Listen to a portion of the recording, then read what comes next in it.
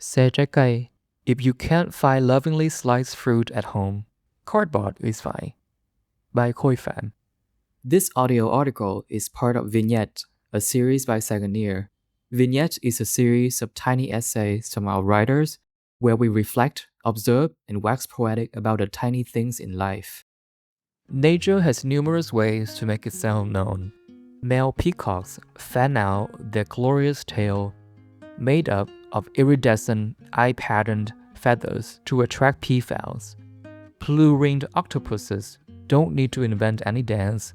Just their menacing aquamarine coat is enough to warn predators about a poisonous death should they dare to take a bite. On the chaotic streets of Saigon, Trái flaunt their colorful mosaic of freshly peeled tropical fruit as plump and juicy as the divine of Zeus's banquet to entice heat-stricken riders to stop by for a refreshing respite. Food carts have been in Saigon for as long as tropical fruits have existed, and humans have settled in town to relish their juicy goodness before pho, bánh mì, and supermarkets. I'm convinced that manning a food cart must be the most inflation-proof job in the whole of Vietnam.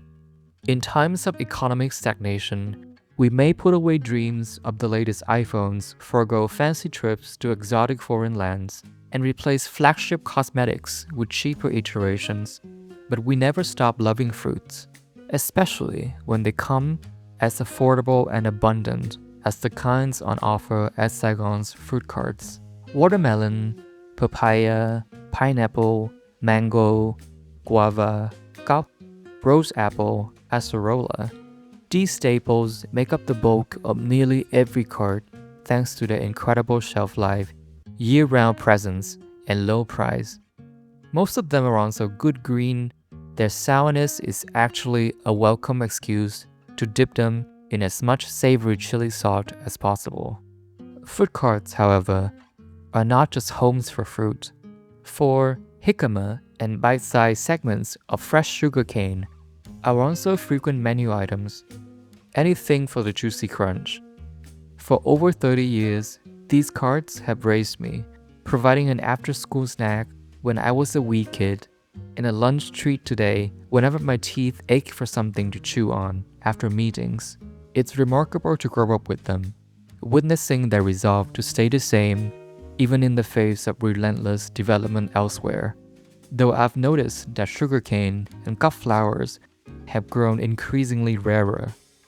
Asian parents are notorious with their struggle to express love using words, but one only needs to look at their actions to feel that tangible tenderness.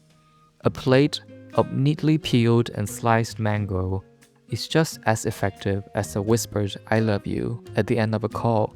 In Saigon, where enunciated "I love yous" are scarce and fruit is abundant. If you don't have access to lovingly home-cut fruits, I think cardboard should suffice. Thank you for listening to this piece from the Saigon archives. To view this article and find more stories about Vietnam, accompanied by original photographs, illustrations, and videos, visit saigoneer.com or follow the link in the description.